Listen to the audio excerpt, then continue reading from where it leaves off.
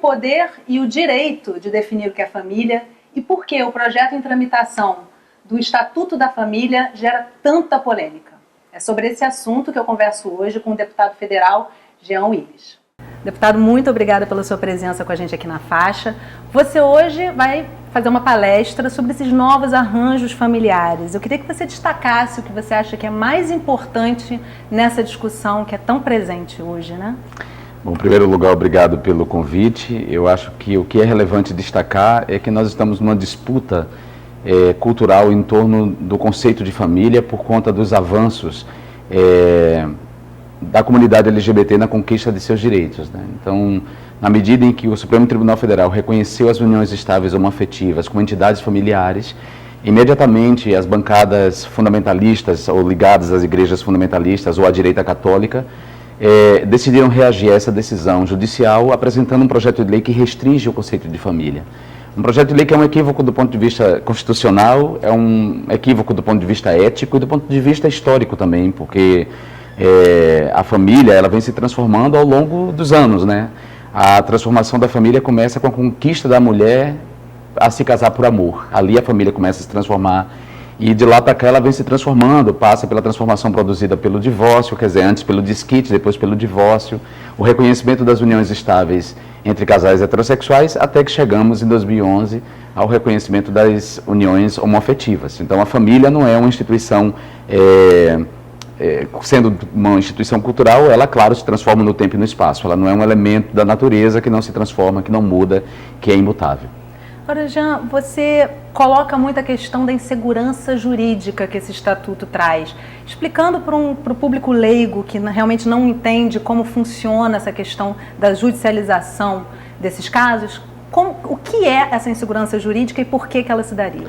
Eu digo que se o Estatuto da Família for aprovado, ele joga em insegurança jurídica centenas de milhares de outras famílias, de arranjos familiares que não são aqueles arranjos familiares considerados legítimos, legais e passíveis da proteção do Estado, de acordo com o Estatuto da Família.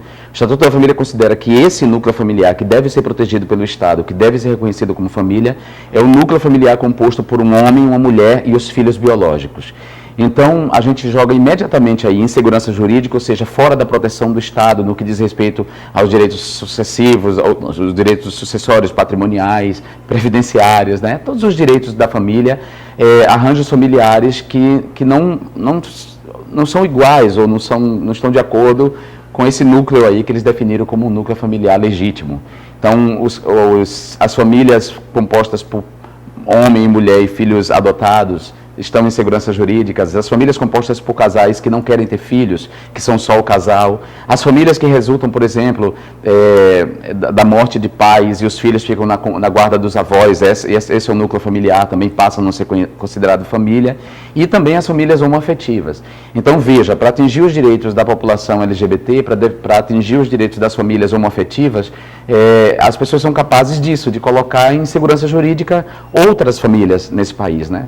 E se a gente olhar bem de perto, diz uma canção que de perto ninguém é normal, a canção do Caetano Veloso, se a gente olhar bem de perto, as pessoas que estão defendendo esse modelo de família, que eu chamo de modelo de família de comercial de margarina, nem eles mesmos representam esse modelo de família, porque outro dia eu fui num debate com o deputado Ronaldo Fonseca, do DF, do Distrito Federal, e num debate sobre essa questão, ele falou, mas a família tradicional, a família sagrada é a família formada por pai, mãe e filhos. Aí eu perguntei para ele, bom deputado, resta saber a qual das duas famílias o senhor está se referindo, a primeira do seu primeiro casamento ou a do seu segundo casamento, desde que o senhor deixou a sua esposa e passou a ter outra esposa com outros filhos.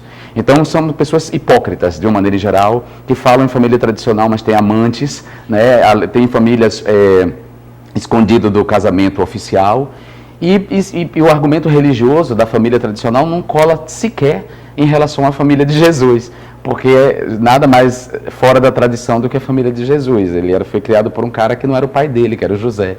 Ele segundo a narrativa bíblica, é filho do Espírito Santo, filho do próprio Deus, com uma mulher que engravidou, concebeu virgem. Então, até mesmo essa figura mitológica, digamos assim, das narrativas cristãs, nem mesmo essa figura sustenta a ideia de uma família tradicional nos moldes que esses caras querem.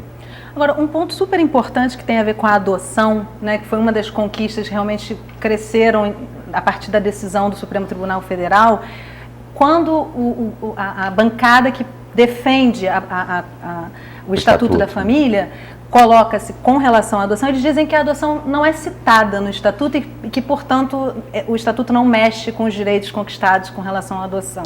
Essa é uma falácia. O que é o fato? Essa é uma falácia, porque se você não considera as uniões homoafetivas uma entidade familiar, se você só considera a entidade familiar aquela que resulta da união entre um homem e uma mulher e seus filhos, é óbvio que o direito à adoção passa a ser questionado, porque os juízes das varas de família tendem a conceder adoção para casais, né, para famílias constituídas. E é óbvio que o juiz vai considerar que se aquele arranjo ali não é considerado uma entidade familiar protegida pelo Estado, por que ele vai conceder a guarda de uma criança para esse arranjo familiar, que não é sequer considerado família pelo Estado? Então é um tipo de falácia que não cola. O que eles querem, na verdade, é afetar os direitos da comunidade LGBT e também o direito à adoção. Aliás, a moral dessa gente é uma moral muito estranha, né? Porque é uma gente que, a princípio, se coloca contra os direitos das mulheres a decidir se querem ou não estar grávidas, né? Quer dizer, se colocam contra a legalização do aborto com um argumento de que defende a vida desde a sua concepção. Aí o quê? Obrigam as mulheres a terem filhos, a levarem adiante gravidezes indesejadas. As mulheres têm filhos, abandonam essas crianças e aí eles estão pouco se lixando que essas crianças vão parar em orfanatos. Quando aparece um casal gay ou um casal de lésbicas querendo adotar essas crianças, eles se colocam contra. Então, que moral é essa dessa gente, né? Está se colocando contra o direito da mulher de interromper uma gravidez indesejada, não se importa com a infância abandonada, é uma gente que é capaz de fechar o vidro quando vê uma criança vendendo bala nos semáforos, não se importa a quantidade de crianças que estão apodrecendo de solidão nos orfanatos, mas quando aparece uma família querendo adotar por amor, vem com essa moral torta de dizer que não vai deixar as crianças serem adotadas porque as crianças serão transformadas em homossexuais. Além de tudo, é de uma estupidez atroz. O mundo está vivendo uma epidemia de burrice, o mundo de maneira geral e o Brasil em particular, porque basta pensar, por exemplo, eu nasci de um casal heterossexual e a heterossexualidade dos meus pais não me impediu de ser gay. E a minha família é uma família grande, é uma família de 7 irmãos. Nessa família apenas 2 são gays, eu e meu irmão, que é meu irmão mais novo. Então, que história é essa? Não é o fato de uma pessoa ser criada por um casal hétero que faz dele hétero, e tampouco o fato de uma criança ser criada por um casal homoafetivo que vai fazer dele gay. E se fizesse, qual é o problema? Qual é o problema que há em ser homossexual? Nenhum problema. Eu sou bem sucedido, constituí minha vida, estudei, sou um cara inteligente, trabalho, ajudo as pessoas e sou gay. Qual é o problema que há nisso? Por que um pai tem que se envergonhar de um filho ou de uma filha por ser lésbica e gay? É uma moral muito torta, essa gente precisa melhorar. Né? Pelo menos o Estatuto está trazendo essa discussão à tona, né? Por mais que haja muita agressividade em alguns momentos quando se fala disso tudo. Sim, pelo menos isso. Eu acho que o Estatuto serviu primeiro para deixar claro qual é a agenda das bancadas fundamentalistas, ligadas às igrejas fundamentalistas, qual é a agenda. Essa agenda é uma agenda que vai contra os princípios da Constituição, vai contra os tratados e as convenções internacionais de direitos humanos, vai contra os princípios científicos, né? É um discurso anticientífico, que, claro, encontra guarida, encontra terreno fértil, até mesmo entre alunos universitários, porque, infelizmente, o sistema de ensino não tem conseguido derrubar preconceitos que estão profundamente arraigados nos alunos, lamentavelmente. Mas é um debate bacana de ser travado, eu não fujo desse debate, sou diuturnamente difamado, insultado por enfrentar isso, por querer incluir pessoas na comunidade de direitos, mas também não estou nem aí para insulto estou aí para as calúnias são enfrentadas judicialmente. Mas para os insultos, não. Porque eu acho que eu estou fazendo a coisa certa e para mim as pessoas merecem ser felizes e ter o seu direito à felicidade garantido. Agora, deputado, quando a gente fala de insegurança jurídica, a gente está falando de política pública também, muito objetivamente. Então, muito objetivamente, que políticas públicas podem ser afetadas diretamente caso o Estatuto venha a ser aprovado? Todas as políticas públicas voltadas para a família serão afetadas, né? Qualquer benefício que o Estado conceda às famílias brasileiras, qualquer programa de saúde que contemple, por exemplo, planejamento familiar, saúde da família, o programa de saúde da família que é ligado ao SUS, tudo isso passa a ser afetado na medida em que uma família não é reconhecida pelo Estado. Ela não pode ser contemplada. né? Os planos de saúde, por exemplo. Se uma família, se o Estado não reconhece a família, como é que eu vou colocar meus filhos como beneficiários do meu plano de saúde? Não vou poder colocar, não é família. Né? Então é isso, um conjunto de direitos passa a ser afetado a partir dessa decisão, que é uma decisão louca, porque eu volto a dizer, negar a realidade. No Rio de Janeiro, eu posso dizer que quase metade das famílias do Rio de Janeiro são chefiadas por mulheres, sobretudo nas regiões pobres, nas favelas, né? Nas comunidades pobres.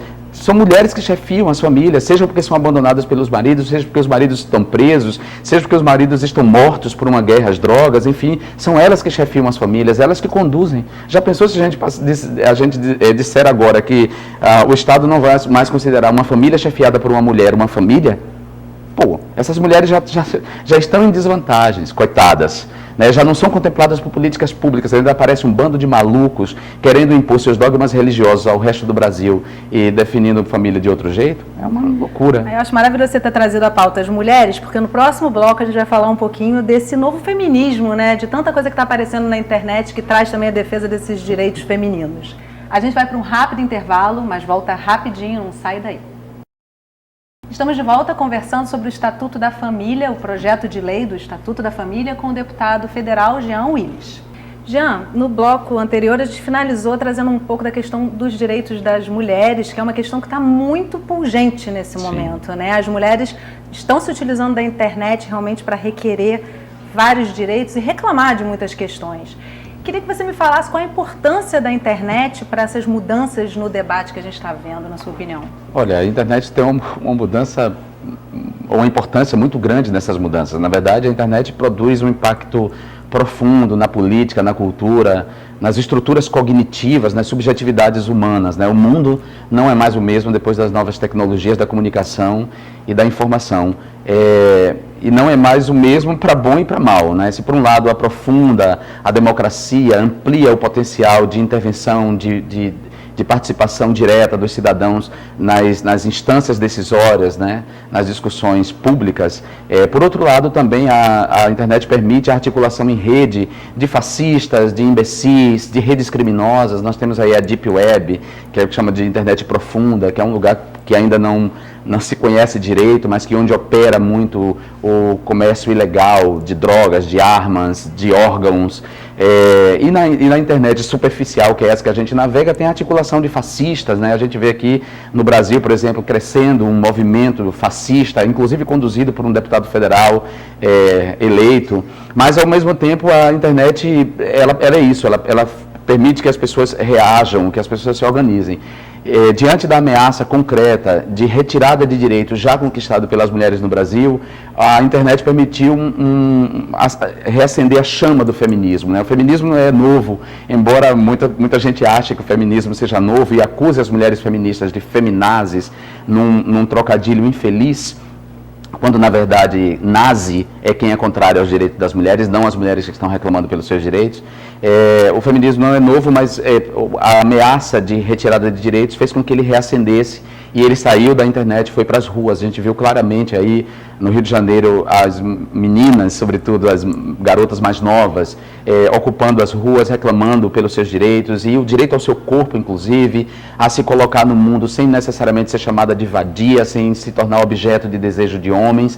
É isso, eu acho que a nova política e os novos tempos terão que levar em conta a equidade de gênero, terá que levar em conta os direitos das mulheres, assim. Eu, por exemplo, tomei uma decisão, eu não participo de nenhuma mesa de debate, de palestra, que não tenha, se 3 pessoas, uma tem que ser mulher, certo? 3 pessoas na mesa, uma tem que ser mulher sempre. Para começar, né? Para começar. O ideal, tendo 4, 2 tinham que ser mulheres. E com isso a gente vai ter que pensar nisso para outros grupos subalternos que não têm representação e que estão excluídos. Vamos pensar nas pessoas negras, os afrodescendentes, as pessoas de pele preta que estão ausentes dos espaços também e das instâncias decisórias, das mesas de debate. Vamos pensar, inclusive, quando a gente falar de mulheres, vamos pensar nas mulheres trans, porque até o próprio feminismo tem um problema em contemplar a reivindicação das mulheres trans, de levar em conta a identidade de gênero. Estamos passando por uma fase de transformação, inclusive o próprio feminismo está se transformando. Acho que o feminismo não pode prescindir da tarefa de libertar os homens do machismo, né? Porque não adianta empoderar duas mulheres e não considerar a libertação de um homem. Eu sempre digo que é empoderar duas mulheres e libertar um homem. Nós temos que nos engajar nessa luta, a luta feminista também tem que ser nossa. Eu acho que é uma luta das mulheres, elas são protagonistas, mas que nós, homens, temos que participar dela, porque o machismo está em nós e nós precisamos desconstruir, não vamos desconstruir se as mulheres não nos incluírem nessa luta. Então tem certas expressões do feminismo também que é muito sectário e que não quer que os homens estejam próximos dessa luta. Eu acho de um equívoco profundo e lamentável. Isso é uma questão da internet, né? Existem várias discussões dentro das discussões. Agora eu queria saber o seguinte, o deputado Jean Willis utiliza-se muito da ferramenta, principalmente a rede social, para se comunicar com seus eleitores ou com as pessoas que tiverem interesse em conhecer sua opinião. Agora, a pessoa física Jean Willis, como é que se transforma, como escuta, como devolve, o que muda para você na sua relação com o deputado, por conta do que você lê na rede do seu trabalho, por exemplo? Parece uma relação quase esquizofrênica, né? Uma pessoa e outra. Na verdade, a pessoa pública, a pessoa jurídica, ela tem muito da pessoa física, né? Essa luta não é uma luta que eu travo à distância, num papel de observador, como a maioria dos políticos agem em relação às suas questões. Claro que eu não estou falando daqueles que usam os mandatos para enriquecimento pessoal ou da sua família. Eu diria que tem uma boa quantidade que faz isso. Não estou nem falando desse, eu estou falando dos outros que travam certas lutas com um certo distanciamento. Eu não, essa luta é minha, eu sou homossexual, eu ouço insulto desde que eu me entendo por gente. Eu sou vítima da homofobia, seja ela social, seja institucional, desde muito cedo. Eu convivo com pessoas discriminadas há muito tempo. Essa luta é uma luta de vida, é uma luta por inclusão que envolve a minha própria vida, é uma luta pelo direito de viver que me inclui. Então, não dá para separar uma coisa da outra. Acontece que quando a gente pertence a um grupo difamado e você cresce sob esse horizonte de insulto, de injúria, de discriminação, você cria certas estratégias. Quando você não se mata, né, ao longo da vida, quando você não desenvolve doenças graves, doenças psíquicas graves, quando você não tem que se enfurnar num armário para viver e mentir sobre você mesmo, quando você não passa por essas três fases e você faz a passagem da vergonha para o orgulho, você desenvolve estruturas para lidar com esse mundo, né? Então ninguém vai me convencer daquilo que eu sei sobre mim mesmo. Ninguém vai me dizer que eu sou uma pessoa abjeta, que eu não sou humano, que eu sou um pecador, se eu sei que eu não sou. Então eu estou aparelhado subjetivamente para enfrentar todos os canalhas e os seus discursos. E talvez seja por isso que eu desperte tanto ódio junto a esse segmento da sociedade que não quer ampliar a comunidade de direitos. O deputado é um legislador, né? O que é importante para um estudante de direito saber sobre essa atividade do legislador? O que ainda te impressiona no seu trabalho? Bom, eu acho que é fundamental que os operadores do direito saibam que eles vão operar uma legislação construída, debatida pelo Poder Legislativo, nas suas três expressões, nos três entes da federação. Nós temos um pacto federativo entre três entes, a União, o Estado e o município. Eu acho que um aluno de direito tem que ter essa compreensão. Eu acho inadmissível que um aluno de direito repita burrices e senso comum que circulam aí na sociedade, como, por exemplo, eu vou jogar uma bomba no Congresso Nacional. Essa demonização da política é inadmissível, mas tem acontecido cada vez mais, porque a qualidade dos cursos de direito tem caído bastante, né? Lamentavelmente tem caído. Não, eu digo, não por culpa tanto da instituição, mas por culpa dos próprios alunos, né? A gente vive numa sociedade hedonista, numa sociedade superficial, veloz, em que o aprofundamento é quase um pecado, né? Então, ninguém pode imaginar que vai se tornar um grande operador de direito estudando por apostilas. Ninguém pode achar que vai se tornar um grande operador de direito abrindo mão da literatura, de conhecer os saberes inúteis. E vou usar aqui uma ironia, porque as humanidades têm hoje sido consideradas um saber inútil, porque não pode ser aplicado diretamente na geração de recursos. E não é verdade. A literatura, a antropologia, a sociologia, as artes, de uma maneira geral, não são saberes inúteis. Tem alunos de direito que nunca pisaram os pés no teatro, nunca assistiram Hamlet, de Shakespeare. Como é que vão saber sobre a natureza do poder e a natureza humana pervertida, corrompida pelo poder sem ler Hamlet ou Macbeth? sem conhecer, por exemplo, a literatura russa, né? Sem conhecer Dostoiévski, sem ler Crime e Castigo. Quer dizer, esses saberes são importantes e a gente não pode abrir mão deles. E a gente está numa sociedade que abre mão disso e, por outro lado, afirma com uma arrogância e com uma pretensão, uma burrice na internet que me choca. Então, não por acaso, Humberto Eco, que nos deixou há pouco tempo, disse sobre essas novas tecnologias que, se por um lado elas são muito boas, elas também deram vozes a uma legião de imbecis, para usar a expressão dele, porque é isso, são pessoas que não querem melhorar como seres humanos, não querem ampliar o seu repertório, mas gostam de afirmar seu senso comum, né, e suas estupidezes, que ameaçam o Estado de Direito, que ameaçam a coletividade, que ameaçam a diversidade cultural. Isso é muito grave. E a gente não vê só isso aqui no Brasil, não. A gente está vendo aí nos Estados Unidos todo o debate dos dois candidatos, do Trump e do Sanders, e a gente vê a turma que quer votar no Donald Trump, que tipo de opinião aquela gente tem. Assustadora, mas é isso, né? São pessoas que abriram mão da oportunidade de conhecer, de aprofundar.